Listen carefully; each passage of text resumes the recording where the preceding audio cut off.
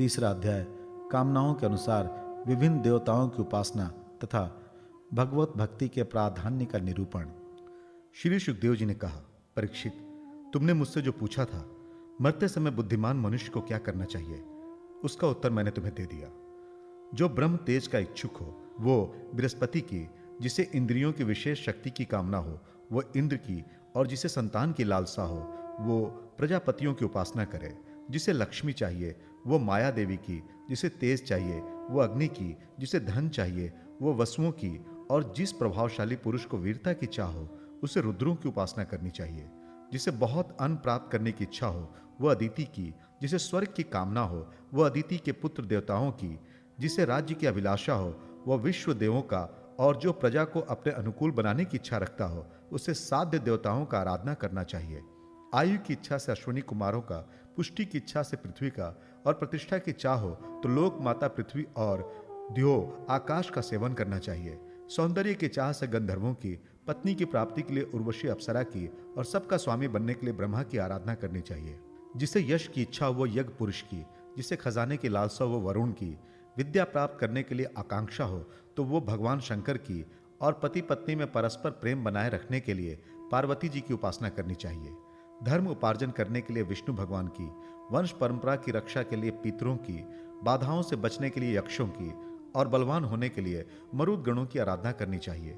राज्य के लिए मनवंतरों के अधिपति देवों को, अभिचार के लिए निष्ठकों को, भोगों के लिए चंद्रमा को, और निष्कामता प्राप्त करने के लिए परम पुरुष नारायण को भजना चाहिए। और जो बुद्धिमान पुरुष है वो चाहे निष्काम हो, समस्त कामनाओं से युक्त हो, अथवा मोक्ष चाहता हो, उसे तो तीव्र भक्ति योग के द्वारा केवल पुरुषोत्तम भगवान की ही आराधना करनी चाहिए।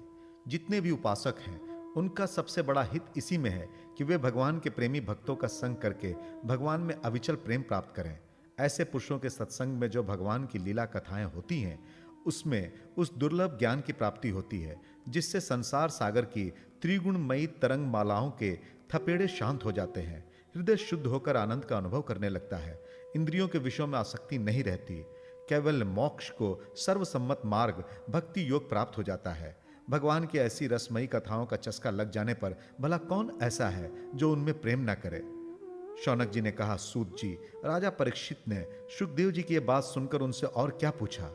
वे तो सर्वज्ञ होने के साथ ही साथ मधुर वर्णन करने में भी बड़े निपुण थे। सूत जी, आप तो सब कुछ जानते हैं। हम लोग उनकी वह बातचीत बड़े प्रेम से सुनना चाहते हैं।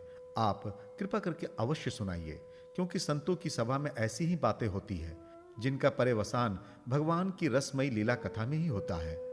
पांडु नंदन महारथी राजा परीक्षित बड़े भगवत भक्त थे।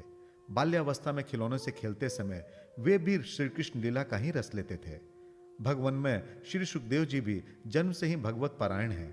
ऐसे संतों के सत्संग में भगवान के मंगलमय गुणों की दिव्य चर्चा अवश्य हुई होगी। जिसका समय भगवान श्री कृष्ण के गुणों के गान अथवा श्रवण में व्यतीत हो रहा है, उसके अतिरिक्त सभी मनुष्यों की आयु व्यर्थ जा रही है।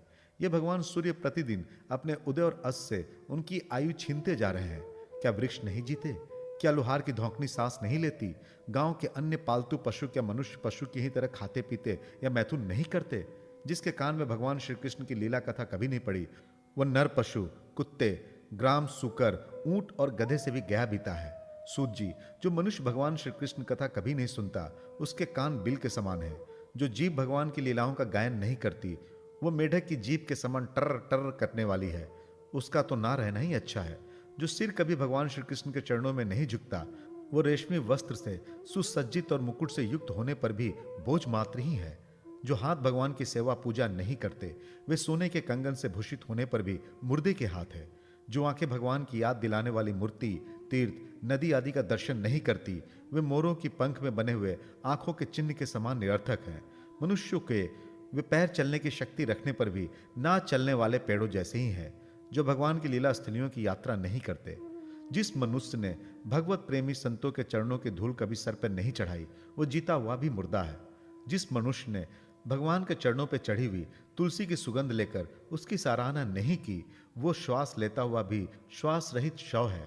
सूत जी, वह हृदय नहीं लोहा है जो भगवान के मंगलमय नामों का श्रवण कीर्तन करने पर भी पिघलकर उन्हीं की ओर बह नहीं जाता।